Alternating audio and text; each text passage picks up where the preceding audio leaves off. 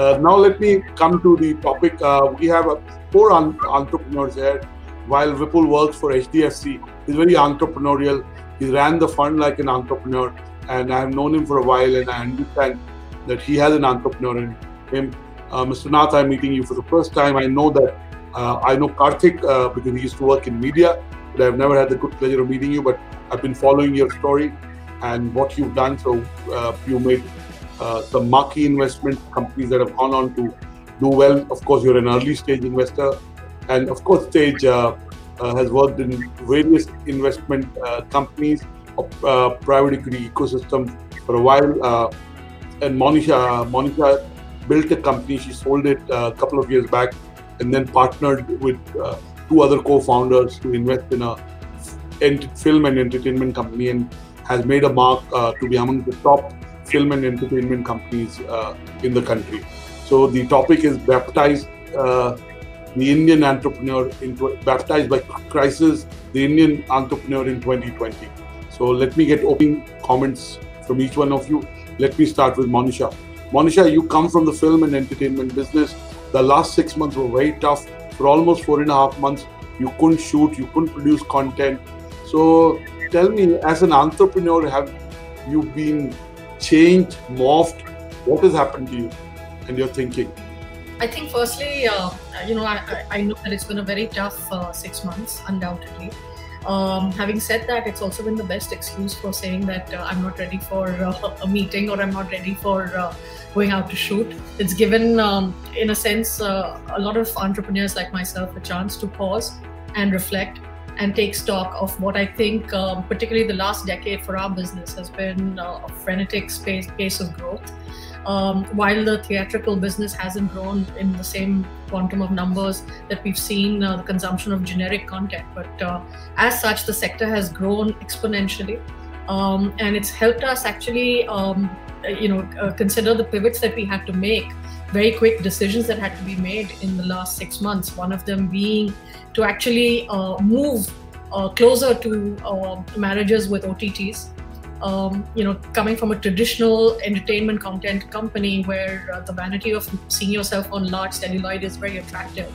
And it's driven not just by the commerce, but also by individual aspirations. It's been a tough thing to actually steer the team towards OTT. Firstly, that's the first mindset change.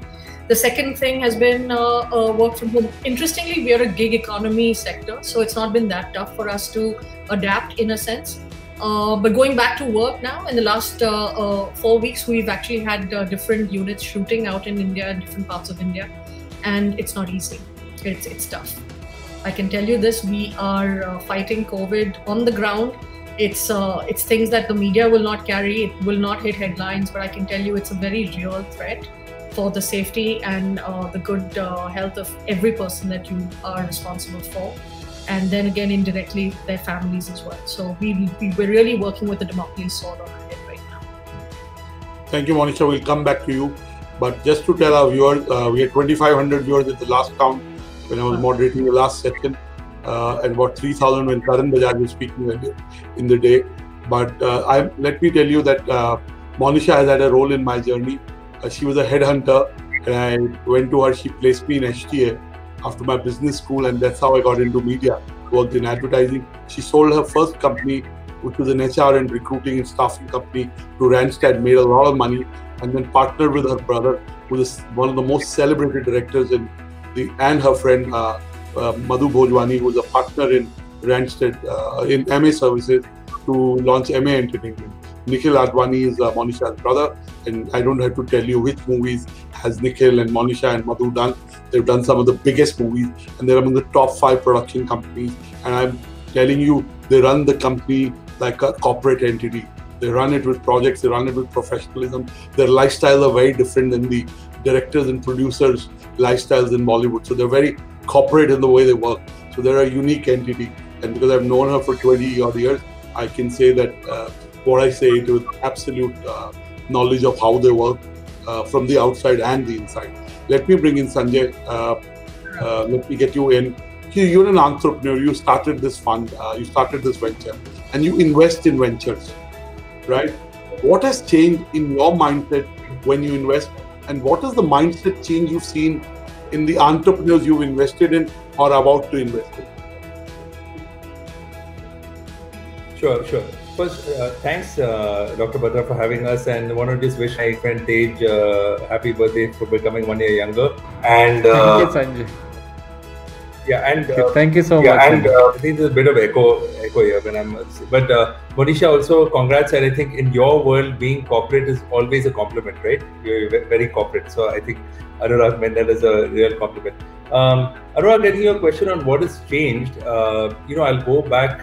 Some people sometimes sort of hit Indian entrepreneurs saying that we are not ambitious enough.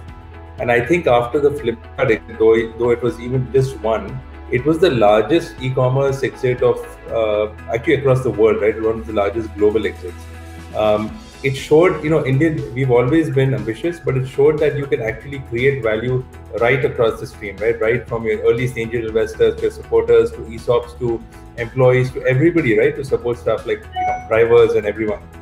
Now the flip side of that is everything has become a little more expensive, so we have to pay up for that. But I think today, I think two things: Indian entrepreneurs are very bold and ambitious, and also they want to kind of build for global from day one, right? Nobody's saying I want to build a business just for India.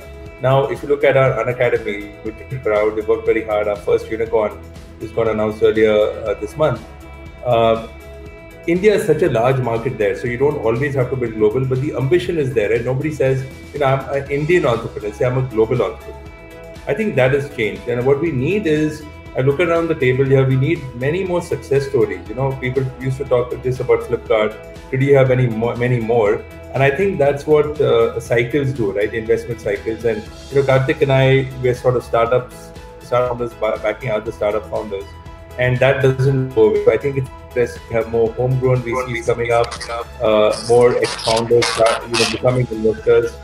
And I think that has changed. I think the scale and the scope of ambition has changed, and the fact that they want to build global digital businesses from day one. Thank you, Sanjay. First of all, compliments to you, what you've done. I've never met you, but one, I want to tell you that I define our role to discover new leaders, new entrepreneurs, new people, new talent. And I want to tell you two stories. One, we did put Unacademy on a Businessworld cover 3 odd years back when they were relatively unknown.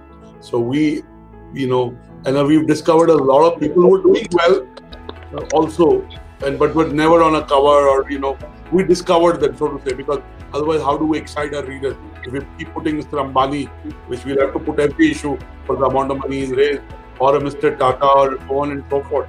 Second thing I want to say is what you said is something I've written in my book coming out. Indians don't have either, Indians have a mentality of being rich. They don't have a mentality of being wealthy. So there's a difference between being rich and wealthy. And if you have a global ambition, you will have to have that mindset of being wealthy. Because you can't. So I totally agree that the ambition has become global, it's become bigger, and we're doing things more long term. We are questioning the fundamentals. And I want to ask you a follow-up question in the introduction. You also raise capital at your level, as a fund. What are you hearing from those investors, whether they are family offices, whether they are, investors from abroad, or they are very high net worth individuals like Mr. Junjunwala? What are you hearing from them? What are they telling you? Yeah, just as I get to that, I just want to make one comment coming back to Monisha and what you said when Monisha helped you early on in your career. Monisha. Yes, she Monisha. For that, so that's why I'm just reaching you. There's nothing else. Thank God for the social distancing digitally. But let me say this: our businesses are similar in the sense it starts by spotting talent, right? If you think about it, you said that you featured Unacademy. Very often we get our decisions wrong, and that's fine, right? It's like making a movie or a serial. Sometimes you get, but you're actually discovering and helping and nurturing that talent before they become big. That is common, right? That's a common first principle.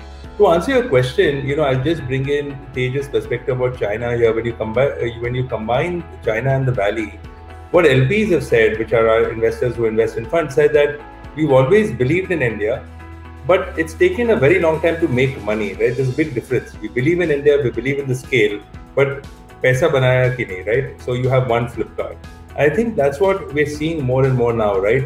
We need to now return actually cash on the table, because what that does is it gives LPs confidence. Okay, I've given you 10 million, you return 30 to me. Here's another 20 straight away to invest. So I think that's what we want to see, and that's the gauntlet for us to do, right? Which China has done extremely well. Of course, the Valley has done, and I think if you have that cycle, it's rokda, it's real cash, right? That's the only thing that matters. So we need that, and I think we've started well into this decade. This has actually been a year of reinvention, and we're not seeing a slowdown. First 3 months, a lot of people are waiting and watching and say, let's see how long when the vaccine comes out. Today, they're actually reaching out to us, and I'm sure when he goes next, they're saying that, show us your best companies. Maybe there was a round last year. Let's do an extension, because these best companies are going to need more capital. The biggest problem is your best founders should not earn. So let's partner. So we're seeing a drive towards more partnerships, more syndicates, and more co-investments. I think people are banding together, because when the times are good, they can get on a plane and invest directly, right? Meet a founder at Leela, Gurgaon, or wherever. But at times like this, they're partnering more. So, Fosun, Blume, we're all looking at and seeing how we can all strengthen cap tables, partner more, so that the ecosystem stays strong. Thank you so much, Sanjay. And I agree with you, and I do observe those trends. I just want to say one more thing to you, that I keep saying we live in a 3C economy, in a collaborative economy. You just talked about collaborating on co-investing, joining the cap table. We live in a contactless economy. And third, I keep saying that we are in a caring and compassionate economy for the first time. Because, why should social enterprises or social impact businesses should be a separate category? Every business has to be a social impact business. Look at Tata's, Jamshedpur Steel Plant, and many other Tata's ventures have been a social impact ventures without being called. They're the first. I keep saying the world's first social impact entrepreneur was Mother Teresa, without ever being called a social impact entrepreneur. And I can give you examples that are unknown. So I really agree with you that the ambition has become bigger, and we know what the government needs to do right, needs to do better, but we don't give credit to our Prime Minister for raising our consciousness, for raising our ambition, for saying we can be Atmanirbhar self. We need to change a lot on the ground. There's no question about that. But that would happen, that would follow. The consciousness is, once you have the belief that you can do it, universe helps you and you find it. So I'm fully with you that the ambition has changed. I can talk about a lot of friends of mine who are very successful ventures, but they're thinking bigger. And really, they believe they can take on the world. Now, if your birthday, I'll be nice to you. Otherwise, I'll have to ask you about China. Okay. First of all, what's your, you also do a bit of angel investing, and in your role as the head of the fund, you've done investments. Tell us what has changed, and then I'll ask you about China. Yeah, thank you, Dr. Batra, and thanks for your birthday greetings, and thanks, Sanjay. And I think it's great to see you both, and Monisha. So I think you guys have covered a fair bit on what has changed from the points that Dr. Batra you made and Sanjay made. I think there is a lot more of this heightened ambition which Prime Minister Modi, as you rightly said, has laid out. And people are pushing. We have never been this manufacturing hub, or never been known for it. I think that is also changing now, where you see a lot of I think this whole, I know you don't want to talk about it, but I will, because this whole China issue with that happening, I think India, every large organization, I have a few friends who work in the Valley, work at Apple, they are now actually quite worried about anything breaking out in China, because then you're just kind of relying on one nation.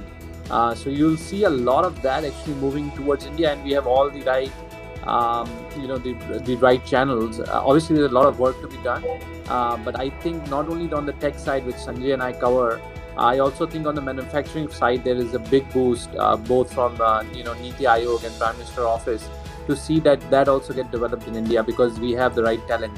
I mean, Sanjay, and you spoke about it, I think one thing which I find is, which is so mesmerizing is the resilient nature of our entrepreneurs, right?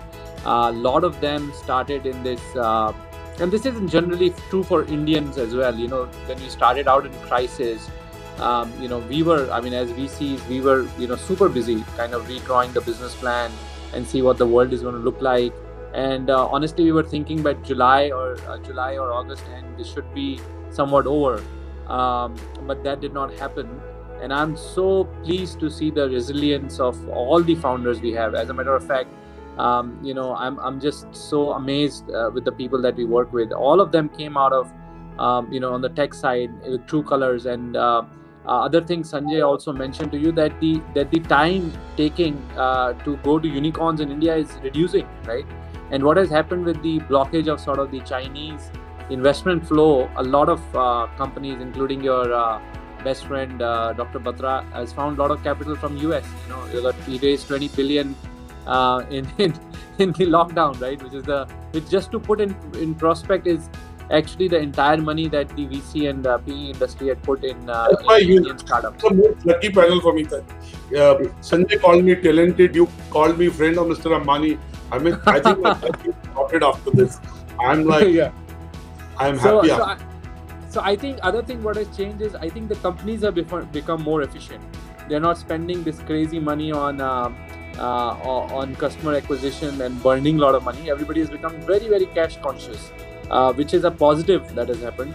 I think COVID has given another push, like it was, like you were talking about, the demonetization gave push to the fintech industry. I think COVID as an event has actually given another massive push to the online technology industry.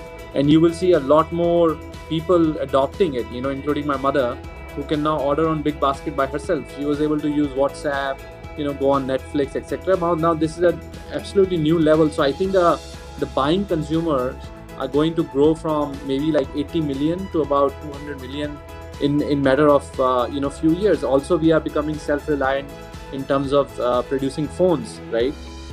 Those cheap phones will continue to penetrate the market. Internet, as you know, is the lowest and the cheapest in the world. And I think last point what Sanjay made is like investors are seeing real money. Whitehead Jr., which got acquired for 300 million in 2 years, Dr. Batra, 2 years. 18 months. 18 and a half months. And Karan has been candid in saying that I was understated, but he said I got fired, but I built this company. And I know because Discovery has to meet him very often. And the thing about Karan is he took big bets in Discovery. And there was a leadership change globally. If that leadership change hadn't happened and he would not let go his job, he possibly wouldn't. I keep saying no means next opportunity, no means new opportunity. Rejection means redirection. I think when you look at Karan Bajaj, that's absolutely true. So that's happening. And he was some yoga thing he did in the middle as well, right? So he took for 1 week off. And he went to an ashram and he started living with 60 people and he used to sleep on the floor. Before that, his first book was... So, things can happen. If you dream big and you stay in the game, everything is possible. So go on, Tej. Last point I will make, Dr. Batra, is that I think as investors, it's actually even more exciting times. I think there are... sorry. Go ahead. I said, can you qualify that? Why do you think it's an exciting time? I was going to say that one I said, as I mentioned, I think the technology is going to get another push because of COVID, because everything is moving online, including the kids sitting in front of the computer, everything happening online. And the last thing is, I think there will be more exits. Reliance is becoming a mega powerhouse, which has given exit to about 3 to 4 companies already, right? Maybe 5, if I'm not mistaken. And you will see more such, Google and Facebook, who are maybe sitting on the sidelines watching India are now saying, wow, this is happening, right? And we will put our people on ground. So I feel there are a lot of big companies which will get created, the unicorns, who will actually now buy the smaller companies. And hence, as investors, we might be able to see much better returns, which Sanjay and I, or Sanjay started career before me investing in India. That was not the case in 2010. You had few and far between exits, right? So now I see in future that one, market is deeper. Second, there is a lot of capital available for the right founder. And third, the exits will be much faster. So I would love to start a VC fund now, right? We are getting deeper market. We're getting more exits. and we are actually building much better businesses which are capital No money efficient. from That is China. exciting. No money from Sorry? China in that fund. No money from China. Yes. I think that is going to be, as you know, a long-term issue. I think there is the government has been candid of saying that it's not no money; it has to go through the approval process. So we'll follow all the rules and regulation. But I think, like you said, Dr. Batra, every challenge gives you new opportunities, right? So there will be more, believe me, more money that will come to India from other sources. I trust you, Tej. And the only thing I want to ask is, what is the mindset change you've seen in the entrepreneurs that you angel invested in or invested in as a fund? What is the what is the shift you've seen in the last 6 months? Yeah, so like I mentioned, Dr. Batra, I think a lot more focus has gone into unit economics. Like lot of time, I think we as VCs were blamed, or the entrepreneurs were blamed that you burn too much money, right? Which is rightly so when you are creating, which is rightly so when you are creating the market, right? And the depth of market is little bit less. But what I have seen is that entrepreneurs themselves have kind of started peeling the onion and trying to understand where are the cost saving measures and where can we put our eggs so that they get bang for our buck. For example, Oyo has gone from 28,000 employees to 8,000 employees. Obviously it hurts, but at the same time, is it far more efficient business? The answer is yes, right? Similarly, you see some of the startups who were probably not thinking about spending too much money on travel, one of these categories, right? Which is obviously, we have a couple of travel businesses, so we got hurt for that. But at the same time, they've cut out a lot of expenses in travel. Now a lot of things can be done. Not in the same measure in the near term, but it will slowly. So if you pivoted and you found a new business model around what you do, then possibly you'll thrive in the near long term. Let me bring in. Sure. You heard Monisha, you heard Sanjay, you heard Tej.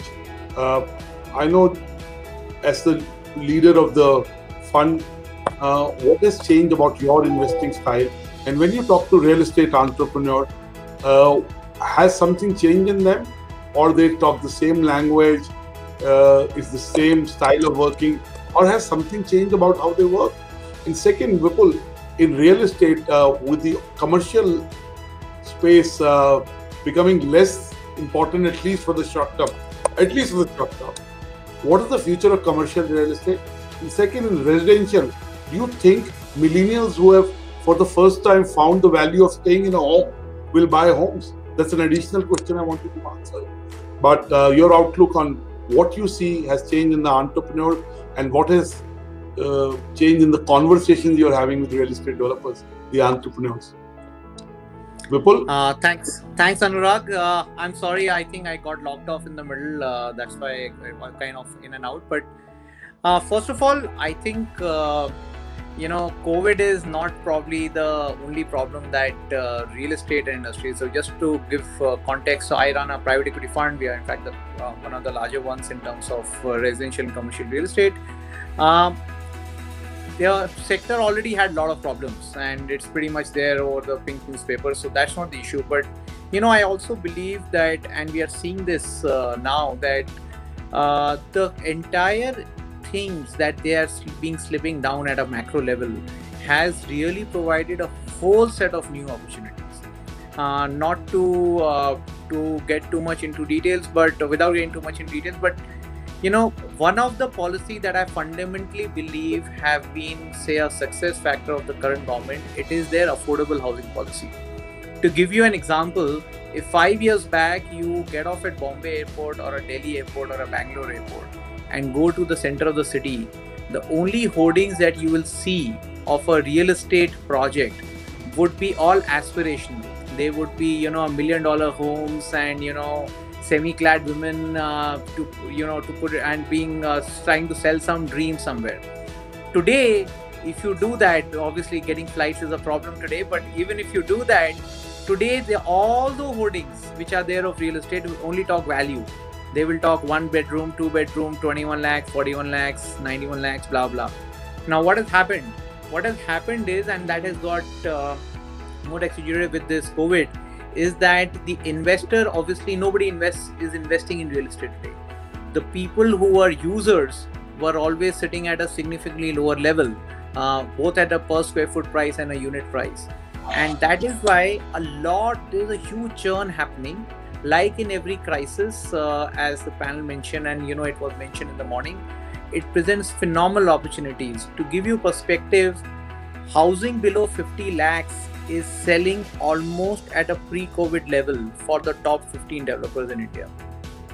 And that is actually a very, very strong statement, because it's not that the overall segment has gone up. It is just that the quality guys who are selling homes, which are good homes with credibility, are actually gaining market share significantly. The whole concept of a corporatized developer, that is coming into the picture in a big way. Stock market is an example, and you can take 3-4 examples of people who are corporatized developers and doing well. You talked about real estate, Annurag, commercial real estate. I personally believe, while the jury is still out on that, but I personally believe that the entire work from home and its benefits are slightly overrated. I agree. It may work well for a small organization. I think in the startup world, it works relatively okay, because it's a big cost head for you. But in large organizations and mid-sized organizations, there is definitely a loss of productivity, number one. Number two, because you talked about impact on commercial real estate, please understand that almost 70% of real estate was being taken by the IT and ITES sector. And that in turn had, it was earlier used to be almost 140 square feet per person, which has gone down to as low as 75 square feet per person, with prices going up and so on and so forth. Thanks to COVID, the new kind of designs, the per square foot consumption of real estate may actually go up in commercial real estate. So it's a balancing factor. And things like culture, things like a soft touch of an organization, all those things get lost. I was reading in the morning today, Zia did say a statement. She said everything is good, but it is very programmed. There is no, as a lawyer, it is VC is a fairly programmed thing. There is no soft touch thing. There is no informal conversations, which may work in certain organizations. Bully people that come to you. I've seen Tej bullying people. I don't know Mr. Nath for a long time, but you guys just bully people. They come to ask you for money and you bully them. That's very programmed. So Vipul and Tej are my friends, so I'm having a little fun with them. So what is happening is that clearly, as they say, the proverbial men's and boys differentiation is happening. Like I in our industry, for example, if you take developers as an industry, out of 50,000 developers, we don't expect more than say 20-25% of them to be actively doing business, say in a year or 2 years from now. Now, for an industry where 60-70% people either go out of business or no longer want to pursue the business, obviously it's a huge churn. But because we are talking about opportunities and these things, there is a phenomenal kind of opportunity set that is emerging. For the first time in my career over 2 decades in this space, I am seeing professional, well-educated, top-notch professionals saying that can I do something, because now it is becoming more and more less dependent on my political contacts and my bureaucratic contacts and ability to manage lands. In the last panel, Vikram Gupta of Ivy Cap Ventures was there. He said exactly the same thing. He said more professionals are looking to turn entrepreneurs. So you're saying exactly the same. So there is clearly, and not everything which is entrepreneurial cannot be tech. I am a firm believer that tech is it's say probably 1% of the workforce, or maybe 1.5%. And real estate and housing specifically, because you touched upon housing in your question, Annurag. Housing is a very, very basic requirement, and as and when global volatility increases, whether it is in the public markets or the private space, there is a natural tendency to move into hard assets, gold and real estate. Gold, we are seeing what is happening. It's a natural reaction to any global crisis. We have very, very strong indicators and data on the background that the same thing is going to repeat on residential side. It's already happening with, as I mentioned, for the top 15 developers. More and more people say, listen, investments are fine, everything is fine, let me at least get my home. And for whatever it is there, this work from home is also making people actually move from, say, a 2-bedroom to a 3-bedroom and a 3-bedroom to a small office. Both the children, if both the spouses are working, they need a separate room. So you're right, there's a balancing or maybe a positive aspect. In my personal view, having started my career in real estate, and Monisha didn't place me then, but that's okay, is that real estate in residential will see an uptake in the next 12 months. And I say because of two reasons.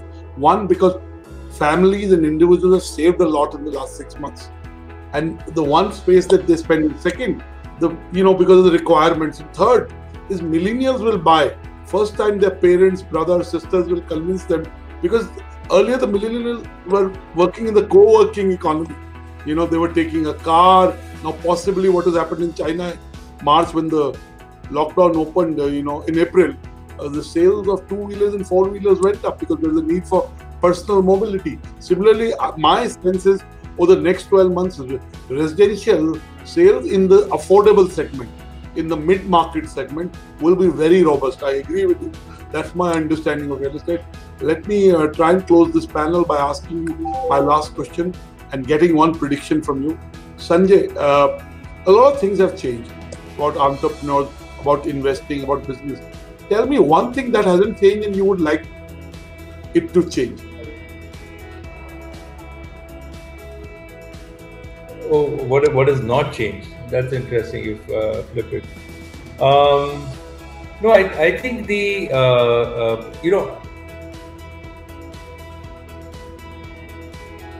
I think he lost his voice. Sorry, I'm back. Yes, you're fully back. Yes, yeah. I was thinking so hard that my Wi-Fi also got lost. But anyway, I think one of the things that is slowly changing, but you have a spiritual connect with your Wi-Fi. Okay, of course. Thank you. I think one thing that is slowly changing and that I would love to see is more corporate involvement with startups, right? It is changing. If you look at, we've been talking about Geo a lot. What that's done is it's put digital at the forefront and it's also put corporates on the map, right? As a source of customers for startups, I'm talking about from the lens of our startup ecosystem, and of exit stage was talking about it. But if you look at Silicon Valley, one of the biggest successes that, people here, we are all different silos. Okay, you're a startup, you're a mentor, you're an investor. I like to think, if you go back to Shakespeare and look at, the stages, we're all on the same stage, right? You're covering these startups. We're investing, Tej and I are investing in these startups. Vipul is building that ecosystem, right? Monisha herself is a startup. But at the same stage. And I think more involvement from corporates in terms of viewing startups not as sort of, cheap talent and let's say cheap talent and IP to buy, but really true partners, right? I think that will make a long difference, because today most B2B startups, you just start in Bangalore, Gurgaon, and you just run off, right? You want to, go to Singapore or the US. Why? Because the customer adoption is faster, your ACV is much higher. But India is such a large market. It's always been a large market more on the consumer side. We would love to see larger B2B startups here. So I think corporates getting more involved, setting up more innovation centers. Anand Mahindra are doing a fantastic job. But I think that's one significant change. I think that's one, and related to that also more domestic. And we're seeing, right? We're seeing family office ventures starting out. They just talking about new sources of capital. China is sort of going to be a bit of a, in a different zone. And mainly it's been the US, but I think large, it could be even the government, right? Our insurance companies, if you look at pension funds in the US, are the largest backers of venture. So I think more involvement, engaged involvement from corporates, seeing many more reliances getting involved with the startup ecosystem, other reliances, and family offices and domestic capital will be really healthy for the ecosystem. I think that will, Sanjay, if I can say from where I sit, I think that's the logical progression. You will see, for example, EduTech, you will see some of the largest Indian traditional corporates getting into that, putting serious money, have some knowledge. So I think that will happen because they've seen value being created overnight in digital and startups. so they don't want to miss the party, right? Yeah. Sorry. I just want to add one thing. I want to just add one thing. I think, and I'm just saying this, right? I think we pride ourselves on getting a good deal, right? Somebody may come in a BMW, but they'll still haggle over a coconut water or something for 100 rupees or 50 rupees, right? Because we pride ourselves. Nobody asks, what did you pay for? Kitna discount mila, right? That's more important. The discount is more important than we price. So I think the same as a seller seeks value when we are raising money, I would love to see corporates also recognizing value, right? Not by a startup, but really recognize the value versus, 10 engineers may build a world-class product and you can't think and say, I've got 100 engineers, why can't we build? That value is different, right? It's not an origin. So I think recognizing true value will keep startups also focused on the domestic market versus, just running to the valley because they know they can get much value there. I think that perception also I would like to see change. Thank you, Sanjay. And I think that's an important distinction. Monisha, you heard Vipul, Tej and Sanjay. Now, you already had one big exit. This is your second venture. Are you building to kind of sell or are you building to last? Sometimes both are related. Yeah, but very good question. But I think one of the things that I've been reflecting personally on, not just during this wonderful conversation, but also in the past few days, is it wise at this point to be entering a race to win it, or should we be staying in a race to see how long you can stay in it? And I think that mindset change is required in a lot of the mid-range entrepreneurs. Of course, the ones who are starting up from what you talked about, and we see it with a lot of our peers wanting to convert their professional experience into entrepreneurship, which is great, and they're welcome into the pond. But I do believe that the more we pressure entrepreneurs to look at exits, we're going to be pushing them to stop focusing on the foundation. And very honestly, if we are in it to build a stronger India, we need to ensure that we partner companies through that period and ensure that they're strong and they build to last. So honestly, Annurag, I think for me, that's the mission. It's not about exit. It's about how long the company can last. How long can we transition it from being, an organization about individuals to becoming an organization that can institutionalize. And I think the opportunity is now because the consumer base is so vast and it's giving you that attention. It's giving you, it's opening up its wallet to saying, take a share of it, whether it is in the form of a house, whether it is in the form of, careers. I think we have to be very careful and responsible about it. And that's how I see it. A hypothetical question you may choose not to answer. Okay. Let's say Netflix or Amazon gives you an offer to buy a production studio or a majority stake. Would you, Nikhil, and Madhu decide to sell? Will you sell if you got a lot of money? I'm asking because I know. Very good question. It would be on your mind. The reason I managed to get the most unbelievable valuation 10 years ago was because of the fact that I was a reluctant bride then. And I intend to be a reluctant bride even now. And I think that if that makes my suitor that work that much harder to woo me, albeit then I shall definitely give in. You're clearly a reluctant bride then. You know what I'm saying. But I agree with you. Mahendra Swarup on the last panel made a point that raise enough money not just to kind of compete with your competition, but to outlast them. Yeah. Either you make that much money or you raise that much money where one of the reasons Baiju bought Whitehead Junior, apart from blocking everyone, they need a new product. It is coding is prevalent in every country, so it gives them a global footprint. But also, they had a lot of money lying on their bank, which was earned, which was revenue, which was not just funding. Funding was $11 million, but they raised another $19 or $18 million they got from their revenue. I'm not sure of the number, but almost. So I think your approach is of course right. Vipul and Tej, let me ask you this last question, both of you. If you had to make one or two predictions about the future, what would those be? First, Vipul Roongta and then Tej Kapoor. Vipul? If you're talking the future and investing. So if you're talking about in the context of Indian entrepreneurship, I think just before I totally answer your question specifically, but I think you talked about one thing which the Indian entrepreneur has to probably learn is not to be too sentiment focused. If it is edtech today, thanks to White Hat Junior or anything like that, everything takes time. White Hat Juniors of the world is at best an aberration, and you need to put in the hard work to get what is required.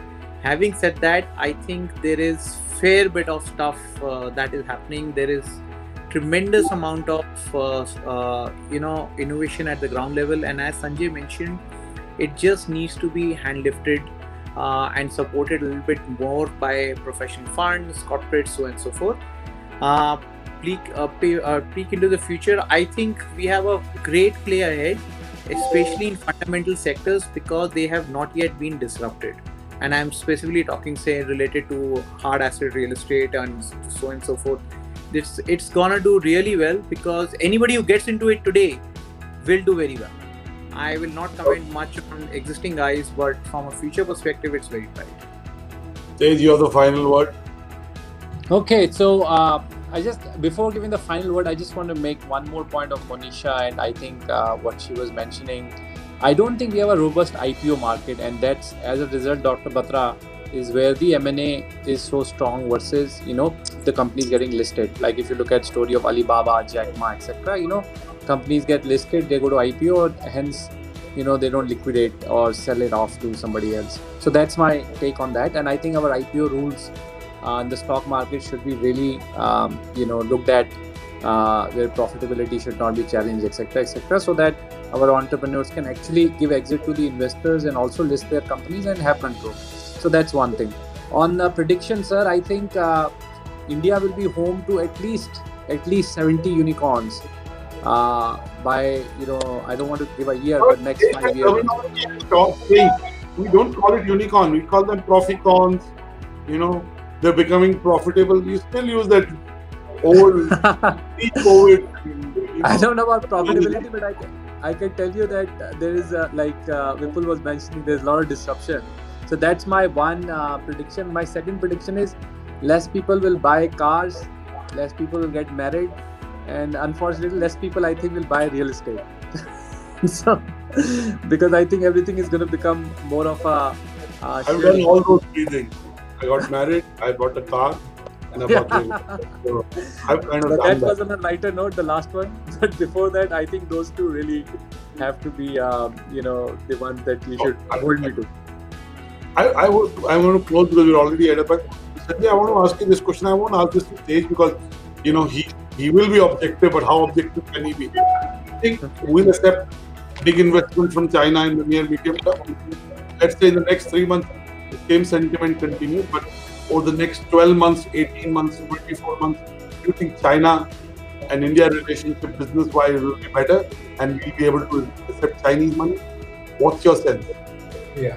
No, I don't have an official statement, but what I will say is that China has definitely helped build up a lot of ecosystems so far, right?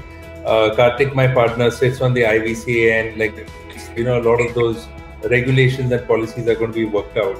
I will, there's a silver lining in everything that happens, right? I think investment, we're in a very, very long-term business, and fund cycles are 10 to 12 years. So if I look at the next decade out, I think it'll come back, but I think the next 1 or 2 years will be turbulent. What I will say is that the silver lining is a great opportunity to actually have domestic capital, other sources of capital. So eventually it'll work out, but I think, little turbulent waters, maybe a year or two ahead. Thank you so much for being so. I've enjoyed talking to you. I could go on talking for hours on this. I learned something in this panel, but I've learned the Indian entrepreneur has learned these 5 rules, which I may sum up. One, think bigger, think global. That's what Sanjay says, and that changes actually. Second, as Tej and Sanjay said, frugality matters in terms of cost. Performance matters. Going back to basics matters. Third is never say never. Fourth is possibly as the Indian financial. Incidentally, I was talking to Mr. Damodaran yesterday. I had a dialogue with him, and he mentioned the same point that you mentioned about markets can be better, more IPOs. So I think we'll move in that direction. Last but not the least, technology and technology companies and technology-enabled companies will continue to get investments. but the more technology grows, the value of physical touch will grow. And it is really anybody's guess when the vaccine will come out. The distribution of the vaccine is another issue. As per current estimates, it will only happen by, even if we found a vaccine today, we would be able to get it to the last person by 2025. Now that needs to be. But the last point I want to say is that we are in a 3C economy, in a collaborative, contactless, and compassionate economy. Anything that caters to that will thrive. And I wish you luck to all the panelists on this. You contributed to this ecosystem. Vipul, Paige, Sanjay, and Monisha, thank you so much for being part of this. Thanks, you all are family members, so we'll see you at 6:15 for the award. Thank you. God bless. Thank you.